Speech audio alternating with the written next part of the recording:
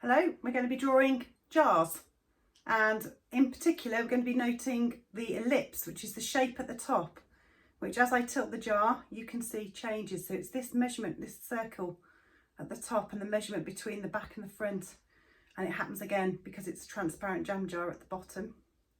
So the jam jar, you can see, has a light source from my window. It's hitting the jar in kind of a stripe here, and some at the top and some down here, and it has dark areas as well. Now jam jars are quite hard because they've got quite a reflective surface, and they're transparent. Well, it's supposed to be transparent. If it was that transparent you wouldn't be able to see the jam jar here. You'd be able to see pretty much that unit behind me. But a tin can is a solid object, and again you can see that ellipse at the top, okay, like that. And then you can see obviously the light coming through again, hitting the side of that tin. Nice big stripe, and it's kind of got a darker side this side, depending obviously on the lighting in your room. So those two things, that elliptical shape, how it affects the bottom, any detail on the side here and the top there, is really important when you're drawing something that's cylindrical. Otherwise it won't look cylindrical and it won't look 3D unless you get your tones right. So we're going to be working with pencil, but if I do a tin can at a later stage I'll probably use chalk and charcoal, and then we can get a 3D solid version.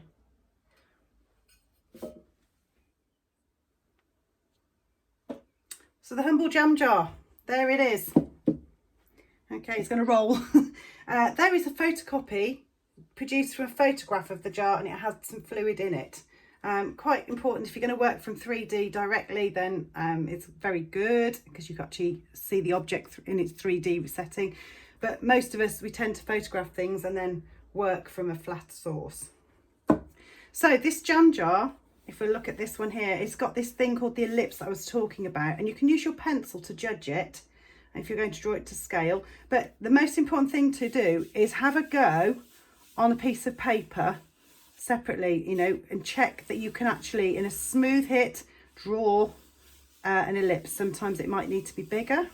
If we're looking down into it, it will need to be almost a complete circle.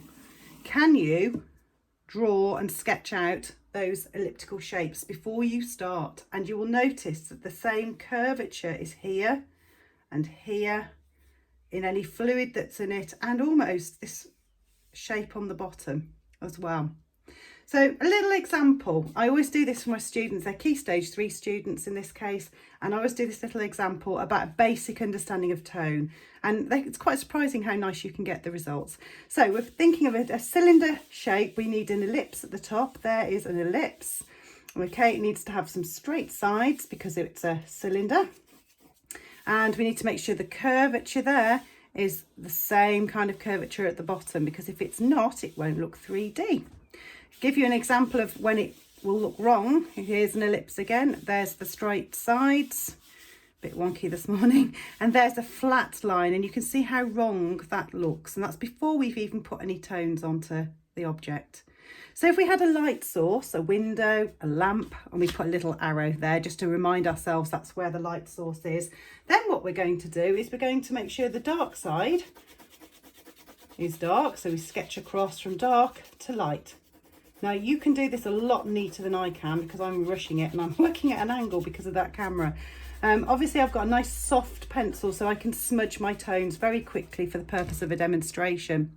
Now what happens on the inside, particularly if it's a hollow container, is you will get the reverse happening. So the light then kind of hits this far edge here and not this side. So then it's the reverse, so the tones are reversed. And we get something like that happening. Quick smudge with my finger. Bad habits.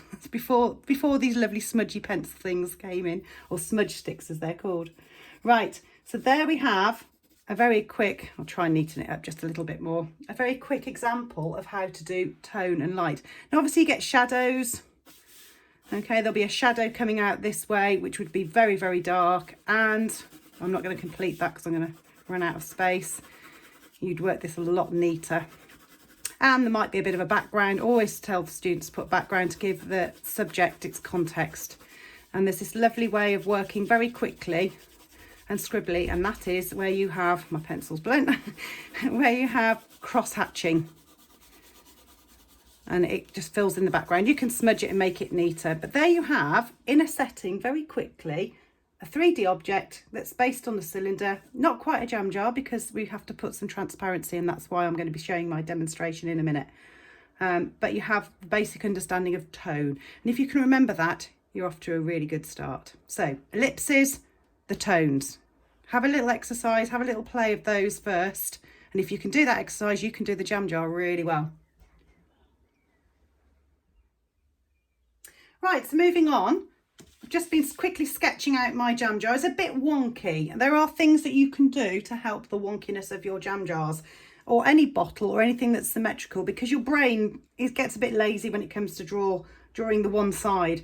So sometimes to put a line down the middle and actually turn it on its side and forget it's actually a symmetrical subject will help you to correct where you've gone wrong. So there you can see my angle there was incorrect, and if I turn it around and forget it's a jam jar, if I look at the other side as well, it's a little bit off there as well, although some of that can be forgiven when I do my when I do the shading. And around the bottom it just needs a bit of clarity. I need to put in that funny line that goes across that defies everything I've just been saying, and if I remember these nice happy facey things here, these curves, I've got to put a curve that's very similar about halfway down. I reckon it's going to be about there somewhere. And it's a bit wonky, but it's around the other side as well. So kind of there, although it has got some distortion, so probably back there. So now it's great having a photocopy or a photograph in colour of what I took when I had a white background with some fluid in there. And I love these greens. And if I was working with watercolours like these, then I would definitely stick to those colours. However, I'm doing a pencil drawing today, so I needed to photocopy it so my understanding is better with the tones. So that is a black and white photocopy of that image. Now, I know if not everybody's going to have a chance to do that, but it will help you with your interpretation of the tones, where to go dark and where to go light. Okay, so I'm going to do a time lapse, and you'll notice I put the darkest tones on first. I'm going to be using my putty rubber, which is looking really attractive there. And I'm going to be using a smudge stick, because the smudge stick, as you saw I was struggling with my fingers earlier, actually smudges those tones, and it stops you getting black fingers like that because you're using like a cardboard smudgy stick. You can buy these now, they're in the works and all over the place. But they're actually really quite helpful. And even when you don't want tone, you can smudge very, very gentle tones with just the dirt that's already on there. Right, so quick time lapse, move that out of the way, and working on this. And of course you will need to rub out some of the shading that you put on to get those lovely little white highlights from where the light's hitting.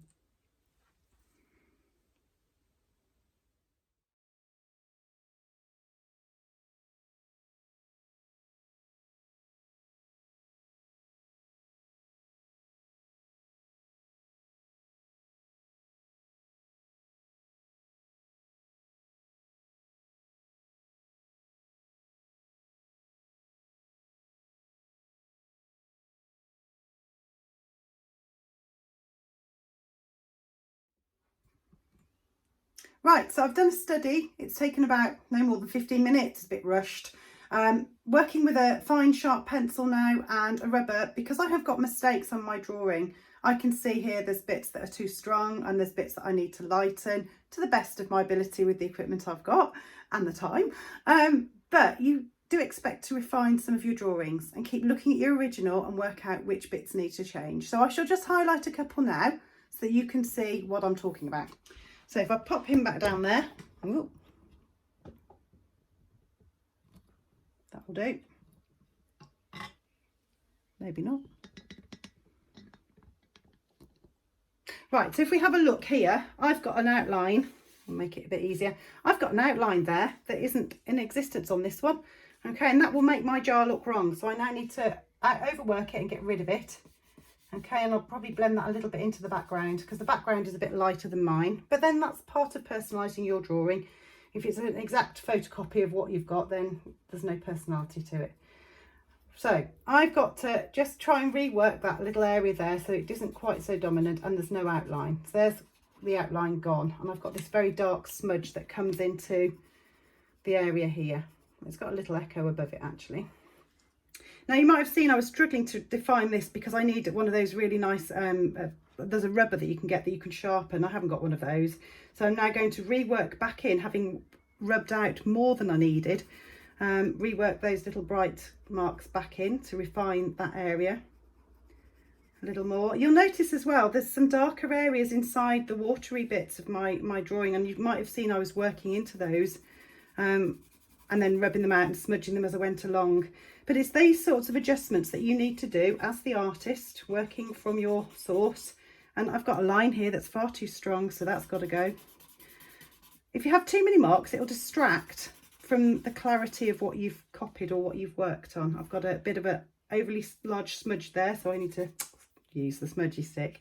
I need to just smudge that out a little bit more because it's a distraction. And down here I've got these little light marks. They're too strong, so they need to go. And if I'm really clever, I can see there's some more little details of finer nature just in here. But those marks I've just put on are too strong. So again, putty rubber comes out and we have to sort those out. And actually the area blends into its background, and I've got a line, so I don't need that line there. So after a series of refinements like that, your drawing should be almost ready. Checking areas, I've got a large area there, look, and there's tone up there. So that's a correction. I need to make that a little grayer and mysterious up there. But it's all these little things. This is what your teacher would do if you were at school. They'd be helping you to show those differences and correct your study. So I had a recap. I had a smudge stick, I had a B pencil, I had a really nice soft pencil, which is something like a 3B, I think it is. Oh no, it's a 5B. And I've got a putty rubber. And those are the bits of the equipment I've needed today. But you can work without that because, as I said earlier, you haven't always had these putty rubbers. You can actually cut a really nice helix rubber, for example, and you can use the edge, and sometimes that works better than this.